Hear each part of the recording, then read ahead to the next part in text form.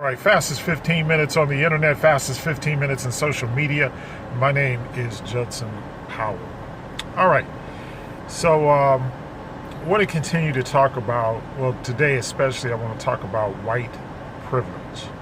And I want to talk about, of course, white nationalism and white supremacy. Um, because, since the whole George Floyd thing, we need to really keep this momentum up. We don't need to stop what we're doing. And there's a lot of things that need to be changed, especially in the criminal justice system, and especially when it comes down to the disparity in treatment. Because, of course, we are treated differently when we get in the criminal justice system as opposed to the way that whites are treated. And once again, I'll bring up the whole thing with as soon as COVID-19 came out, or the coronavirus, whatever you call it, all of a sudden they started trying to get white men out of jail. And I'm like, okay, so if they're convicted criminals, why are they getting out of jail? And then we have, of course, former Detroit Mayor Kwame Kilpatrick, who was supposed to get out. They kept saying he was going to get out, but it was more of a publicity stunt by the Trump administration. Same thing with Bill Cosby. I mean, Bill Cosby is of an advanced age. He's not a threat to society or anything like that. Let him go home and let him be on house arrest or whatever. But just to have him in jail or whatever. And once again, I agree with Felicia Rashad, who said that the whole Bill Cosby thing was just an attack on his legacy, on the fact that he is and he will go down in history as the greatest television actor and producer of all time. I mean, come on, when the Cosby Show in A Different World were going, I mean, that was the show that everybody watched. And that's another reason why I always keep telling y'all to get out of the minority mindset. That is one thing that white supremacy, one of the things that white supremacy has put out there. The fact, that we even call ourselves minorities is wrong. We are not minorities. We are not minorities. Once again, we are not minorities. We are the majority, and we make the economy run. Okay, without black people buying products, there is no economy in the United States of America. Trust and believe it. And even, we've been told that we have like $500 billion to $1.5 trillion, which goes into the gross domestic product every year. So we are the ones that are making this whole thing go. If we don't buy cell phones, if we don't buy and use cell phones, if we don't buy and use food and all that kind of stuff, that's why we're always the target of all of these so-called social programs. Food stamps, once again, food stamps is not about feeding poor people. Food stamps is about making sure that rich farmers and rich grocery store owners like the Walmarts and the Targets and et cetera, those are the ones that we're trying to keep rich. All right, it's not about trying to make sure, but they put a black face on it.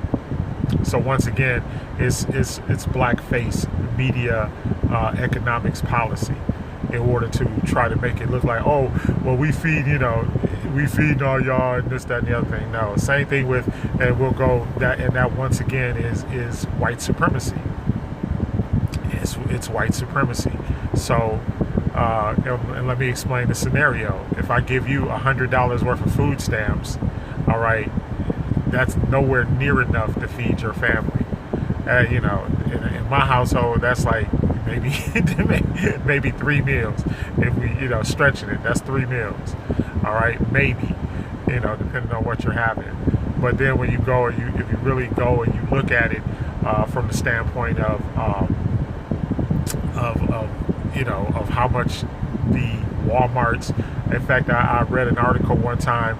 It said every time the food stamps go out, that Walmart corporation gets between 40 and 60% of all of the food stamp money, because that's, because they basically have a monopoly in the grocery business. There are a lot of smaller grocery chains, don't get me wrong, but most of the groceries in the country come through Walmart. Plus they have a secondary market, like a lot of the food that you get, pantry food and all that kind of stuff, it goes through Walmart and it goes through their foundation.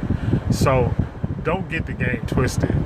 So if you get that $100 and I got millions of families and I give y'all that $100 every month, that $100 eventually ends up where? It ends up with the corporations and with the farmers.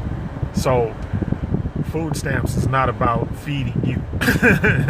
It's about feeding the rich and the wealthy. That's really what food stamps is about. Okay, so now we understand that. So now, what does the whole thing with white supremacy and white privilege?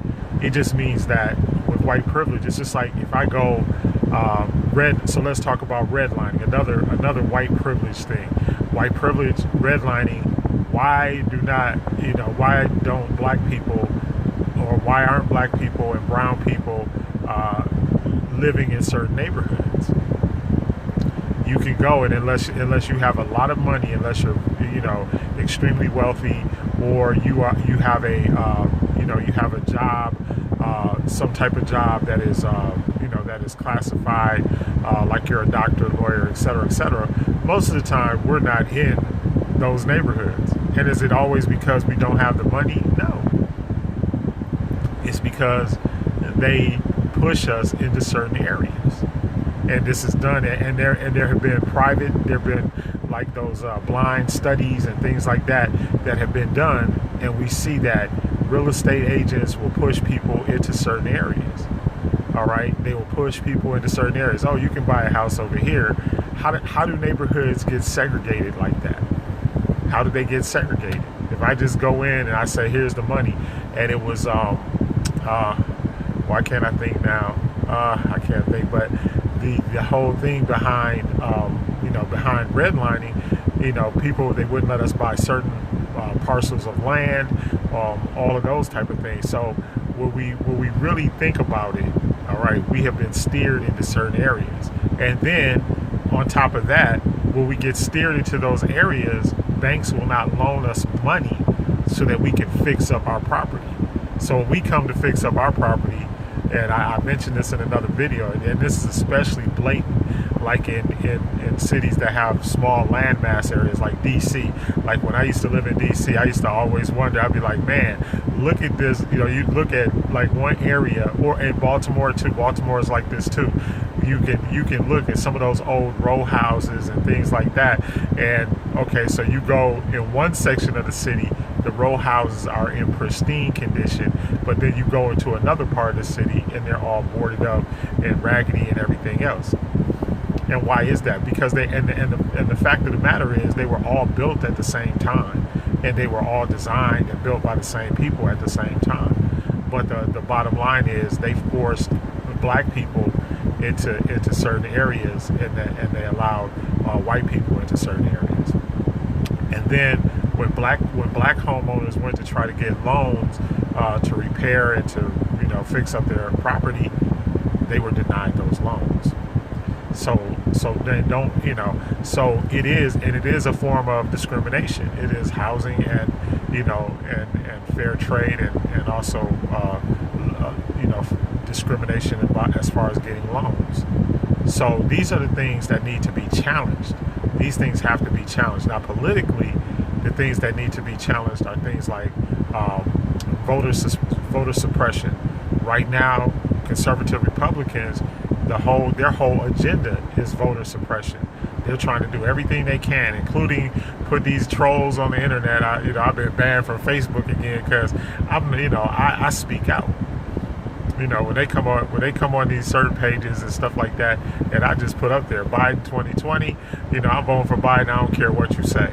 And they have literally pulled up every soundbite, everything that they can on Biden, or even have made up stuff on Biden so that people will not vote for Biden. And also, there's a whole group of people out there trying to encourage young people not to vote. mean, that there, and so one of the posts I put up there was, okay, so what if you can show me, like, if you can show me the benefit of not voting, what's the benefit? See, you just to sit up there and go, I'm not voting because they hate us. That's stupid. But to sit up there, if you could actually give me a legitimate reason that how it would help us, then you got a chance with me. But if you don't have a reason, just not vote because I'm militant, that's dumb. Because the system, and here's the other thing, the system is set up around voting and numbers. So in order to keep them on top, in fact, I was listening to a video about Jesse Helms in North Carolina, and how he kept this ascendancy for like years and years. And he was a devout known racist. And people, and if people would have registered and voted, they could have voted him out. But he was only there because of what? Our apathy, because we didn't vote. So doing nothing is not and I always say apathy is not a strategy. To do nothing is not a strategy. In fact, it goes against universal law. The universal law of action, you have to take action. Nothing's going to happen if you don't do anything. If I just sit here and don't do nothing, all I'm going to do is lose weight and die. You understand what I'm saying? So you gotta understand that there has to be action. And so I don't get, I get it because, they get these young militant guys and girls and whatever, and they just want to, I'm not voting. We voting ain't never did nothing for us, that because we never voted and we never held people accountable. See, it's not just voting. Just like even with the criticisms of Obama. Okay, yeah, we voted for Obama, but then we never held him accountable. We just allowed him to do what he did. And then when he gets out, then everybody's mad. And the same thing is true. It's been true throughout history. Okay, the Democratic Party don't do nothing for us, but we have to be agitators in the Democratic Party. You can't just vote. Even Republicans, they don't just vote and expect things to happen. That's what the Tea Party was all about. The Tea Party was disgruntled Republicans. And so they came up with an agenda. Even the white nationalists that we have, that's why Trump is president. Because they organized and they formed, allegiances, and that's how Trump got to, one of the ways Trump got to be president. Because they all voted together, they stuck together. And no matter what you say, they all voted, they stuck together, and then we didn't vote, especially black males. Black males did not vote for Hillary. So, boom, there you go. Trump is president. So that's why I keep telling y'all are not minorities. And then there's all those things floating around. In most states, I mean, Trump won by very small margins. There were not, it was not huge margins, and most of those margins could have been eliminated if black folks would have voted. And then whoever you vote for, hold them accountable. That's what people always say. White folks agitate. They go to their congressman, to their senator's office, and they call. And we have to have grassroots campaigns like that. We can't just sit up here and be mad and just, well, I'm not gonna play. I'm gonna take my ball and I'm gonna go home. But you ain't playing ball. You just sitting at home with your ball. So you gotta think more in the action and active type role. And you gotta become involved in politics. You gotta become involved in it. Nothing people, and that's one of the worst things about us is that we just sit back and we expect somebody to do something for us. Demand that they do stuff for us. Just like the whole thing with reparations. One thing that COVID-19 and the coronavirus taught us is what? Is that there's money, but we just have to demand that they give us the money for reparations. It's, hey, if not, everybody that's not on team reparations, then what? Organize and vote them out. Take their power away. That's how you do it. So that's why their biggest agenda is voter suppression, because they know that they don't have. If everybody voted in the way that the people want, they have no power. It's plain and simple. Anyway, fastest 15 minutes is up. My name is Judson Powell. Hit the like button, hit the subscribe button, and thank you very much for watching. I love you.